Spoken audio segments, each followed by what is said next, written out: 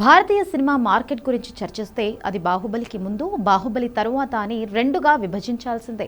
ఈ విప్లవాత్మక మార్పుకు కేంద్ర బిందువు రెబల్ స్టార్ ప్రభాస్. కేవలం ఒక్క ప్రాంతీయ హీరోగా ప్రయాణం మొదలుపెట్టి నేడు ప్రపంచవ్యాప్తంగా వందల కోట్ల మార్కెట్ను శాసిస్తున్న ప్రభాస్ ప్రస్థానం ఒక అద్భుతం. ఒకప్పుడు తెలుగు సినిమా అంటే కేవలం 2 రాష్ట్రాలకే పరిమితం అనే ముద్ర ఉండేది.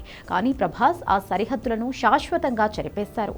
రాజమౌళి విజువల్ వండర్ బాహుబలి సిరీస్తో దేశవ్యాప్తంగా గుర్తింపు తెచ్చుకున్న ప్రభాస్ ఆ తరువాత తన స్టార్ పవర్తోనే సినిమా ఫలితంతో సంబంధం లేకుండా వందల కోట్ల ఓపెనింగ్ సాధిస్తున్నారు. హిందీ మార్కెట్లో ఆమిర్ ఖాన్, సల్మాన్ ఖాన్, షారుఖ్ ఖాన్ వంటి దిగ్గజాల రికార్డులను నేరుగా సవాల్ చేసిన మొదటి దక్షిణాది హీరో ప్రభాస్ మాత్రమే. ఉత్తరాది ప్రేక్షకులు కూడా ప్రభాస్ను తమ సొంత హీరోగా ఓన్ చేసుకోవడం ఆయన క్రేజ్కు నిదర్శనం.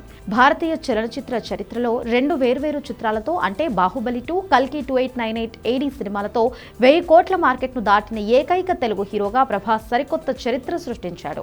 సినిమాకు నెగటివ్ టాక్ వచ్చినా కేవలం ఆయన కటౌట్ చూసి థియేటర్లకు వచ్చే ప్రేక్షకులు ఉండడం వల్ల ఆ సినిమాలు కూడా భారీ వసూళ్లను రాబట్టగలిగాయి. ముఖ్యంగా ఆదిపురుష్ వంటి సినిమాలకు మిశ్రమ స్పందన వచ్చినా మొదటి రోజే ప్రపంచవ్యాప్తంగా 230 కోట్లు వసూలు చేయడం ప్రభాస్ రేంజ్కు నిదర్శనం.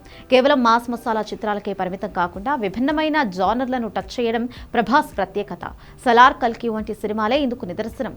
500 కోట్లకు పైగా బడ్జెట్ ఉన్న సినిమాలను హ్యాండిల్ చేయగల ధీమాను ప్రభాస్ నిర్మాతలకు, బయ్యర్లకు ఇస్తున్నారు.